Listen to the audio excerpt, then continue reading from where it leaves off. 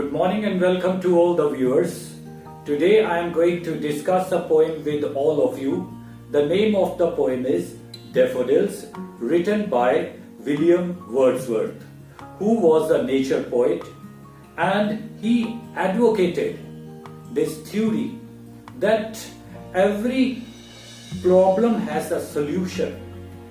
Especially in this poem, he is going to discuss and draw our attention to the universal problem of loneliness, which is having a sway in the modern society to greater extent. So, how can we get rid of this loneliness?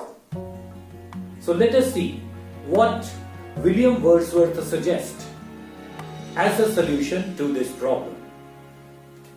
I wandered lonely as a cloud. I wandered lonely as a cloud. Many times it happened in our life, and so it happened in the life of William Wordsworth. He was feeling very lonely and he was all alone. There was no companion with him at that hour. So he was walking about aimlessly without doing anything. He was just trying to fulfill his loneliness by roaming about. In this line we see a comparison between a cloud and the lonely state of the poet. So in his loneliness he is just wandering like a cloud as it moves and flies and drifts away in the sky, that float on high over vales and hills.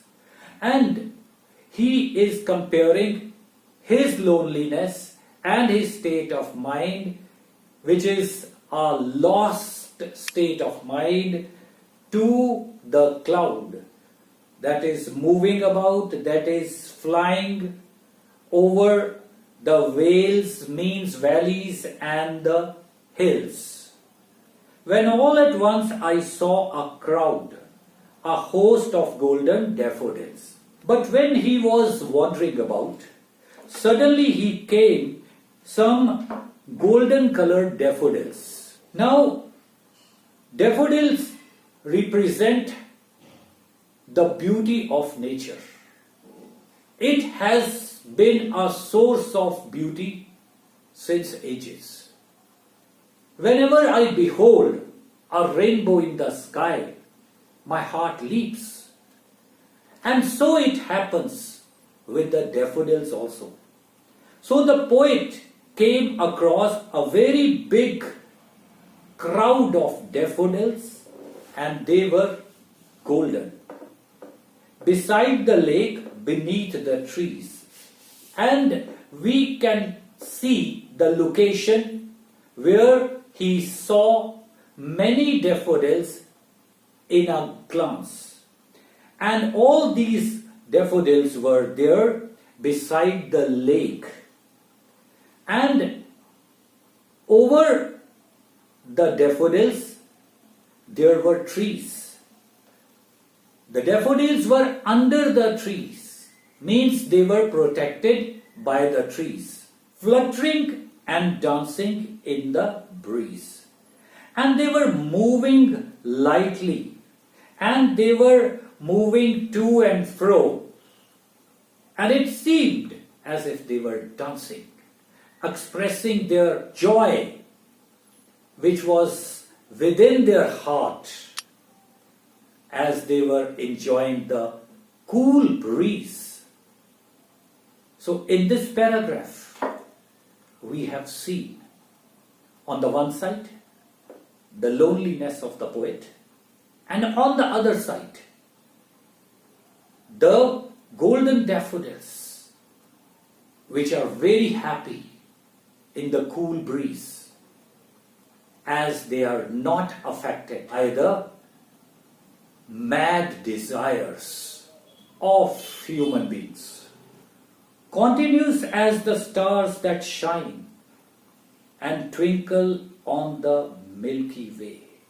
And the sparkle, the brightness and the glow of those flowers was regularly emitting lights. And that is why the poet has compared their brightness to the light of stars. And all these stars that were there on the Milky Way had a brightness of their own. And that same shine and twinkle and brightness is found in all these daffodils, which are considered to be the plant of light.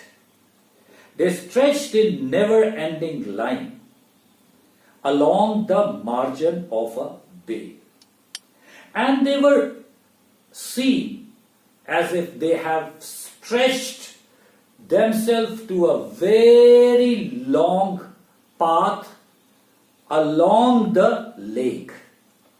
On the bank of the lake, there were many daffodils stretching and spreading along with the lake. And it seemed as if there was no end to this field of daffodils. 10,000 saw I at a glance, tossing their heads in sprightly dance. And in one look, the poet says, he was able to see 10,000 flowers. In our life, we may have seen 1 or 2 or 5 or let us say 100 flowers together. But the poet was able to see 10,000 golden daffodils in one look, tossing their heads, and all of them were moving their heads rhythmically, expressing their joy cheerfully. And all of them seemed to be full of life, full of happiness. And they were cheerful and lively. And in their movement, there was a rhythm. And that rhythm represented some marvelous motions of ecstatic dance. The waves beside them dance. There were waves also. In the lake there were waves, and waves were also seeming to be dancing. It seemed to the poet as if the waves are also full of joy and they are dancing cheerfully. But they outdid the sparkling waves in glee. But when we compare the joy of the daffodils and the cheerfulness of the waves, so what do we see? We notice that the joy of daffodils was greater than the joy of waves. A poet could not but be gay in such a jocund company. Now, in such a joyful company, a poet is supposed to be very happy. He cannot be sorrowful. He cannot be sad in such cheerful company. Among the objects of nature, namely the golden daffodils and the waves of the lake. I gazed and gazed, but little thought. I was so mesmerized by the beauty of this sight, which included golden daffodils and the ideal setting, the scenic beauty, the natural surrounding. I was so impressed by its beauty that I kept looking at them, surprisingly, steadily looking at them to capture and get the permanent picture of beauty in my mind. Because that beauty has given a calmness and tranquility to my mind. And so I forgot my loneliness. I gazed and gazed, but little thought. I was so much impressed by the beauty of this sight that I did not think about what wealth the show to me had brought. That I have been enriched by the wealth of joy after having a look at the marvelous sight of enchanting nature, having golden daffodils. For often when on my couch I lie, in vacant or in pensive moods,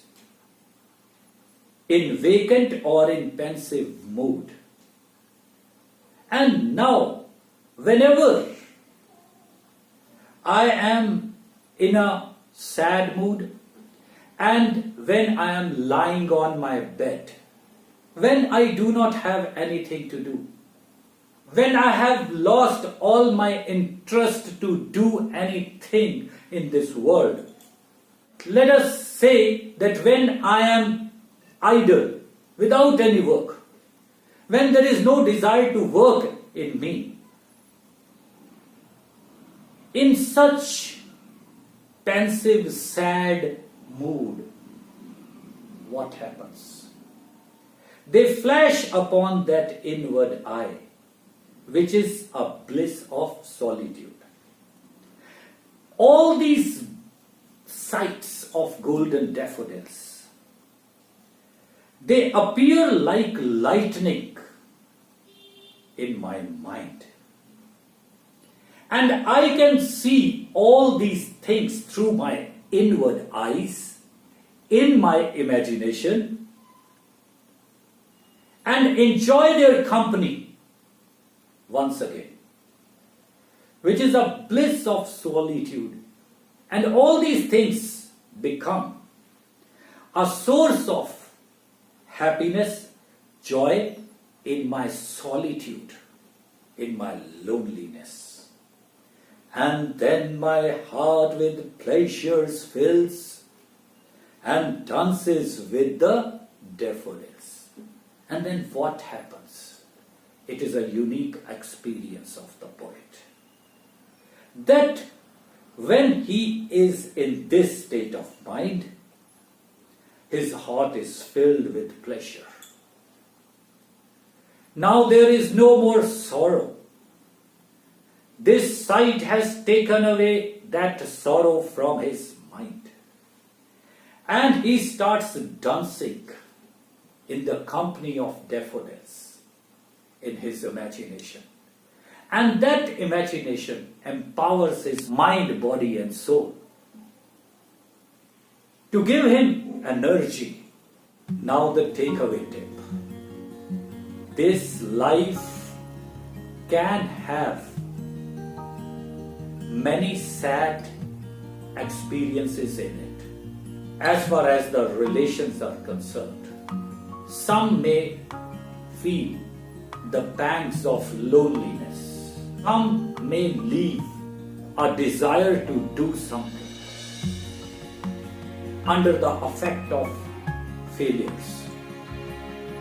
Yet, there is a hope in the objects of nature, because nature has not yet been affected by the ways of the human beings.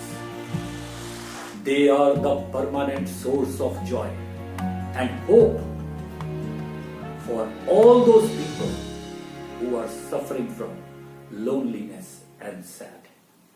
Nature knew this from the very beginning. So nature has made a solution for loneliness and sadness. Let us be in the company of nature to lead a blissful life. Thanks, and have a hopeful beginning in your life.